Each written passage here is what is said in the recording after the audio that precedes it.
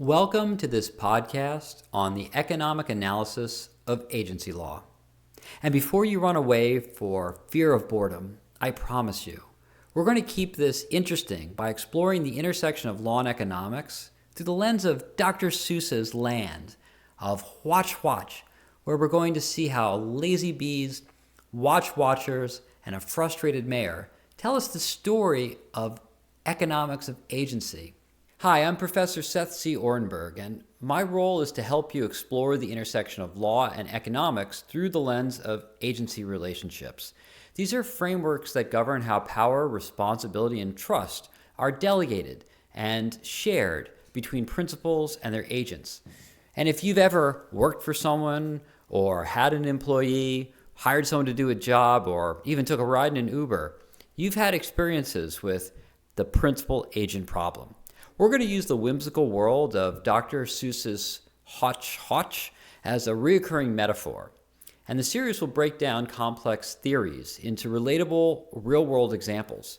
But along the way, you're going to learn the agency theories that support agency law.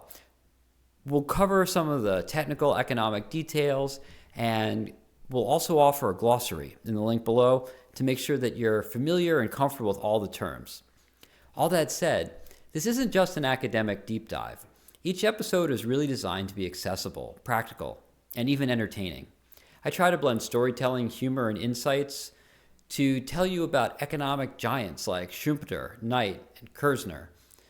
I'm going to try to bring agency law to life. It's not abstract or irrelevant. It's something we encounter every single day. So with that, let's get started with our first episode. Welcome to our first episode of our series on the economic analysis of agency law. Now I know that might sound daunting because economic analysis and agency law probably feel like abstract academic terms, like something that's far away from our daily lives, something that happens in courtrooms or boardrooms. But here's the truth. These concepts are alive and real, and they touch on almost everything we do. Agency law governs how we delegate authority to others. Anytime you hire a plumber, use a real estate agent, or send an employee to run an errand, you're relying on agency law. And the economic theory behind it, that helps us understand why things sometimes go wrong, and why the law is how it is. Why do people not do what they promised? Why do we feel we have to check and double check that someone else is actually doing their job? These aren't just legal questions. They're questions about trust, incentives, and relationships. By the end of this series, you'll see agency law not as an abstract set of rules, but as a lens to understand how power and responsibility play out in the real world. Along the way, we'll try to have a little bit of fun. And speaking of fun, we're starting this series with a Dr. Seuss story. And if you think that seems silly, blame Professor M. Todd Henderson. He taught my corporations law class at the University of Chicago, and he introduced me to the idea of using the book, Did I Ever Tell You How Lucky You Are, to explain the principal-agent problem. It's actually a brilliant approach because the seemingly whimsical children's story captures some of the most profound challenges in agency law and economics. I think it'll work for you too. In a moment, we're going to head to Dr. Seuss's make-believe land of Hotch Hotch and see what we can learn about real-world problems. But first, let me take a moment to introduce myself. I'm Professor Seth C. Oranburg, and I teach law at the University of New Hampshire Franklin Pierce School of Law. I also serve as the director of the program on organizations, business, and markets at the Classical Liberal Institute at New York University School of Law.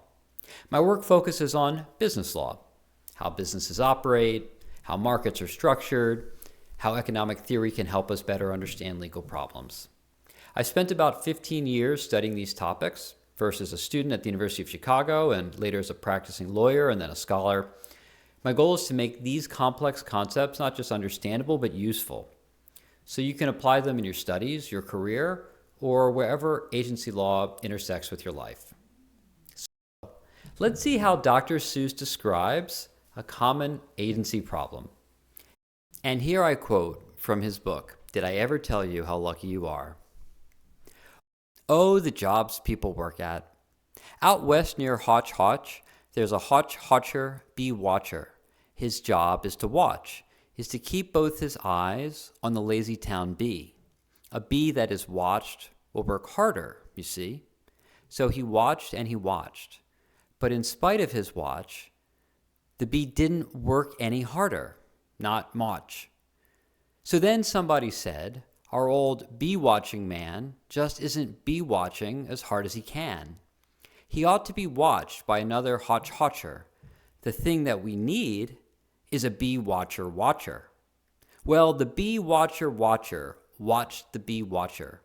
He didn't watch well, so another Hotch Hotcher had to come in as a watch-watcher watcher. And now all the Hotchers who live in Hotch Hotch are watching on watch-watcher, watching watching the watcher who's watching the bee. You're not a watcher. You're lucky, you see? At first, this story might seem like nonsense. Just a tale about lazy bees and overzealous watchers. But as you'll see, it's a perfect metaphor for the principal-agent problem, which lies at the heart of agency law. The principal-agent problem arises whenever one person, the principal, delegates a task to another person, the agent. The mayor of Hotch Hotch is the principal, and the bee watcher is the agent. The principal's goal is to get the bee to work harder, but the agent might not share that goal. Maybe they're lazy. Maybe they have other priorities. The problem is the principal can't control the agent's actions fully or monitor all their performance. If you were to do so, you might as well do it yourself. This disconnect creates inefficiencies and risks, which are collectively known as agency problems or agency costs. In Hotch Hotch, the mayor tries to solve the problem by adding layer upon layer of watchers. A watcher to monitor the bee watcher, and then a watcher to monitor the watcher.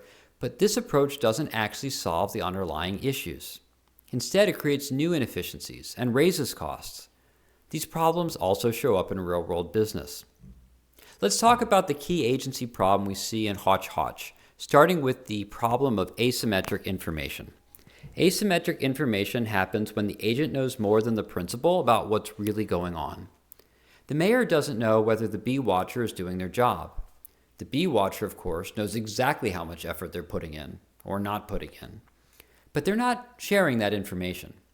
This imbalance of knowledge or information makes it difficult for the principal to evaluate the agent's performance or hold them accountable. So we have an information asymmetry problem. The second issue is moral hazard. Moral hazard occurs when the agent takes risks or behaves differently because they know the principal can't fully monitor them.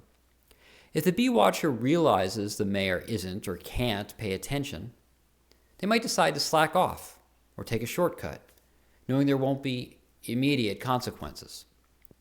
This is a classic problem in agency relationships, and it's one reason why trust alone isn't enough to make these relationships work.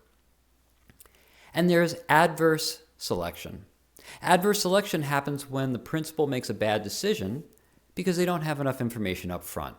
For example, the mayor may have hired the wrong bee watcher to begin with, someone who isn't qualified or motivated to do the job but managed to bluff their way through the interview. This problem isn't limited to Hotch Hotch. It's something we see in hiring decisions, contracts, and even in markets like health insurance. Agency law exists to solve some of these problems and reduce some of these costs. It provides a framework for managing relationships between principals and agents that takes account for these agency costs. And it sets out rights and responsibilities of both parties that offer a default state which tends to minimize these costs. For instance, fiduciary duties require agents to act in the principal's best interests and to perform their tasks with care and diligence. If agents don't do this, they're liable in law. And these duties help align incentives and build trust. As we'll see through the series, they're not always enough to eliminate agency problems entirely. So what's the big picture here? Agency law is everywhere. It governs the relationships between employers and employees, businesses and managers, shareholders and corporate executives. And without it, businesses couldn't function, markets couldn't grow, and economies couldn't scale. But as essential as agency relationships are, they're also fraught with challenges. agents don't always act in their principal's best interests, and principals often struggle to monitor and manage their agents effectively. These challenges, called agency problems, are central to both law and economics. And understanding them is the key to solving real-world problems in business. And so in this series, we'll explore the legal tools principals use to manage economic problems known as agency costs. As your law professor, I'll teach you about the legal frameworks that govern these relationships and the economic principles that explain why they exist and why they work, or don't. So thank you for joining me in this first episode. I'm Professor Seth C. Oranburg, and I look forward to continuing the journey with you in episode 2.